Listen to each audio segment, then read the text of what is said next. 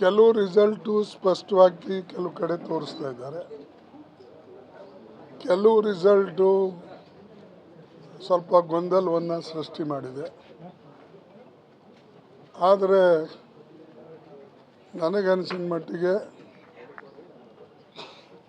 ಒಂದು ನಿಚ್ಚಳವಾದಂಥ ಬಹುಮತ ತಮಿಳುನಾಡುದಲ್ಲಿ DMK ಬರಬಹುದು ಅಂತಕ್ಕಂಥ ಒಂದು ಆಸೆ ನನಗಿದೆ. ನಾನು ಮಾತನ್ನು ಆಡಿದ್ದೀನಿ ಅಲ್ಲಿ. ಅದೇ ರೀತಿಯಾಗಿ ಕೇರಳದಲ್ಲಿ UDF ಆರು ಬಾರಿ ಬಹುಮತ ಬರ್ತದೆ ಅಂಥೇಳಿ ನಮ್ಮವರೆಲ್ಲರೂ ನನಗೆ ಈಗಾಗಲೇ ಹೇಳಿದ್ದಾರೆ. ಆಸಾಮ್ನಲ್ಲಿ ಸ್ವಲ್ಪ ಮಟ್ಟಿಗೆ ನಮ್ಮ ಅಪೇಕ್ಷಿತ ಸೀಟ್ಗಳು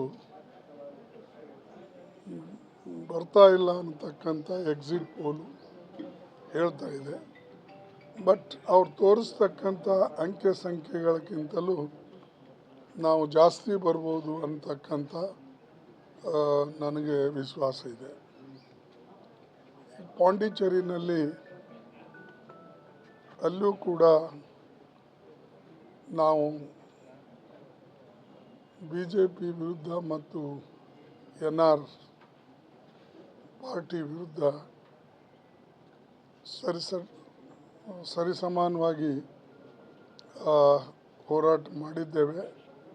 ಅದರ ನಿರೀಕ್ಷೆನೂ ಕೂಡ ನಮಗೆ ಇದೆ. ಬಟ್ ಮೋರ್ ಆರ್ ಲೆಸ್ ಅಲ್ಲಿ ಟಫ್ ಫೈಟ್ ಆಗಿದೆ. ಆದರೂ ನಾವು ಇನ್ನೊಂದೆರಡು ದಿವಸ ಕಾದು ನೋಡೋಣ. ವೆಸ್ಟ್ ಬೆಂಗಾಲ್ ಎಕ್ಸಿಟ್ ಪೋಲಿನ ಪ್ರಕಾರ ಅಥವಾ ನಮ್ಮ ಅಲ್ಲಿನ ಮಾಹಿತಿ ಪ್ರಕಾರ ಸಾಕಷ್ಟು ಹಣಾಹಣಿ ಹೋರಾಟ ಇದೆ ಮತ್ತು TMCಗೆ ಮುನ್ನಡೆ ಇದೆ ಅಂತಕ್ಕಂಥದ್ದು ಒಂದು ನಮ್ಮ ಮಾಹಿತಿ ಬರ್ತಾ ಇದೆ. ಎರಡನೇದು BJP ಮತ್ತು ಉಳಿದ ಅವರ ಅಲೈನ್ಸ್ NDA ಪಾರ್ಟ್ನರ್ಸ್ ಅವರು ಸಾಕಷ್ಟು ಸ್ವಲ್ಪ ದಬ್ಬಾಳಿಕೆ ಮಾಡಿ ಹೆದರಿಸಿ CRF ಎಲ್ಲ ಜನರಿಗೆ ಹಾಕಿ ಅವರು ಅಲ್ಲಿ ಮಮತಾ TMCಗೆ ಟಕ್ಕರ್ ಕೊಡ್ತಕ್ಕಂಥದ್ದು ಮಾಡ್ತಾ ಇದ್ದಾರೆ. ಮತ್ತು ಕಾಂಗ್ರೆಸ್ ನಾವು ಅಂತೂ ಮೊದಲಿಂದ ಅಲ್ಲಿ ನಮ್ಮದು ಹೋರಾಟ ಮೊದಲನೇ ಸಲ ನಾವು ಒಂಟಿಯಾಗಿ ನಿಂತಿದ್ದೇವೆ. ಅದಕ್ಕೆ ಪಕ್ಷದ ಹಿತದೃಷ್ಟಿಯಿಂದ ಮತ್ತು ಪಕ್ಷದ ಒಂದು ಬೆಳವಣಿಗೆಗಾಗಿ ಅಲ್ಲಿ ನಮ್ಮ ಹೋರಾಟ ಇದೆ. ಹೀಗೆ ಎಲ್ಲ ಕಡೆ ನಿರೀಕ್ಷೆ ಅಂತೆ ಬರ್ಬೋದು ಅಂತಕ್ಕಂಥದ್ದು ನನ್ನ ಒಂದು ಫೀಡ್ಬ್ಯಾಕ್ ಇದೆ. ವೆಸ್ಟ್ ಬೆಂಗಾಲಲ್ಲಿ most of exit polls hung assembly ಅಂತ ಹೇಳ್ತಿದ್ದಾರೆ ಸರ್. ಅದೇ ಹೇಳ್ದಲ್ಲ ನಿಮಗೆ, ಅವರು ಕೆಲವು ಓಪನ್ ಆಗಿ ಹೇಳ್ತಾ ಇದ್ದಾರೆ ನಾವು ಗೆಲ್ತೇವೆ ಅಂತ. ಈ ಕಡೆ TMCದವರು ಅಲ್ಲಿನ ಮಾಹಿತಿ ಪ್ರಕಾರ ನಮಗೆ ಅವರು ಸಾಕಷ್ಟು ಪ್ರಯತ್ನ ಮಾಡಿದ್ದಾರೆ, ಅವರು ಬರ್ತಾರೆ ಅಂತ. ಈಗ ನಮ್ಮದೇನು ಪಕ್ಷ ಕಟ್ಟಬೇಕು ಅಂತಕ್ಕಂಥ ದೃಷ್ಟಿಯಿಂದ ನಾವೇನು ವೆಸ್ಟ್ ಬೆಂಗಾಲದಲ್ಲಿ ಹೋರಾಟ ಮಾಡ್ತಾ ಇದ್ದೇವೆ.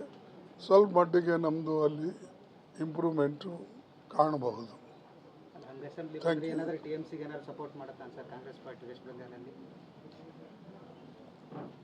ನೋಡೋಣ, ಇನ್ನೂ 3 ದಿವಸದ ನಾವು ಸುಮ್ಮನೆ ಈಗ ಹೇಳಿದ್ರೆ ಅದು ಚೆನ್ನಾಗಿ ಕಾಣೋದಿಲ್ಲ. ಬರಲಿ, ನೋಡೋಣ. ಇನ್ನೊಂದು 2 ದಿವಸ ವೇಟ್ ಮಾಡಿದ್ರೆ ಕ್ಲಿಯರ್ ಪಿಕ್ಚರ್ ಬರ್ತದೆ. ಬಂದ ಮೇಲೆ ನೋಡೋಣ. Thank you. ಅದು ಆದಷ್ಟು ಬೇಗನೆ ಬಗೆಹರಿಸ್ತೇವೆ. ಎಚ್ ಡಿ ಕುಮಾರಸ್ವಾಮಿ ಅವರು ನಿನ್ನೆ ಒಂದು ಮಾತು ಹೇಳಿದ್ದಾರೆ ಸರ್, ಮುಂದಿನ ತಿಂಗಳು ಕಾಂಗ್ರೆಸ್ಸಿನ 40-50 MLA ಗಳು ಡೆಲ್ಲಿ ಟಿಕೆಟ್ ಬುಕ್ ಮಾಡಿದ್ದಾರೆ ಅಂತೇಳಿ. ನನಗೆ ಗೊತ್ತಿಲ್ಲಪ್ಪ, ನೀವು ಅವರಿಗೆ ಕೇಳಿ ಅಥವಾ ನಿಮ್ಮ ಚಾನಲ್ದವರಲ್ಲಿ ಇರ್ತಾರೆ ಅವ್ರಿಗೆ ಕೇಳಂತ.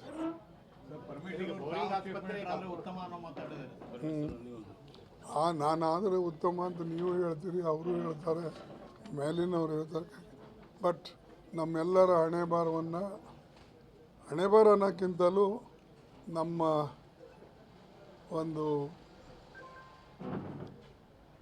ಐಡಿಯಾಲಜಿ ಪ್ರಕಾರ ಮತ್ತು ನಾವು ಪಕ್ಷದಲ್ಲಿ ಏನು ನಾವು ಇಲ್ಲಿವರೆಗೆ ದುಡ್ಕೊಂಡು ಬಂದಿದ್ದೇವೆ, ನಮ್ಮ ನಿರ್ಣಯಗಳು ಹೆಚ್ಚಾಗಿ ಸೋನಿಯಾ ಗಾಂಧಿಯವರು ತೆಗೆದುಕೊಳ್ತಾರೆ. ಬಟ್ ಈಗ ಆ ಪ್ರಶ್ನೆನೇ ಉದ್ಭವಿಸೋದಿಲ್ಲ. ಈಗಾಗಲೇ ಇಲ್ಲಿ ಚೀಫ್ ಮಿನಿಸ್ಟರ್ ಇದ್ದಾರೆ. ಬದಲಾವಣೆ ಆಗತಕ್ಕಂಥ ಮಾರ್ಗದಲ್ಲಿ ಏನಾರ ಸೋನಿಯಾ ಗಾಂಧಿಯವರು, ರಾಹುಲ್ ಗಾಂಧಿಯವರು ಅಥವಾ ನಾವು ಸೇರಿ ನಿರ್ಣಯ ತೆಗೆದುಕೊಳ್ಬೇಕು ಅಂದರೆ ಅದು ಸ್ವಲ್ಪ ಸಮಯ ಹಿಡಿತದೆ. ಅದು ನೋಡೋಣ. Thank you.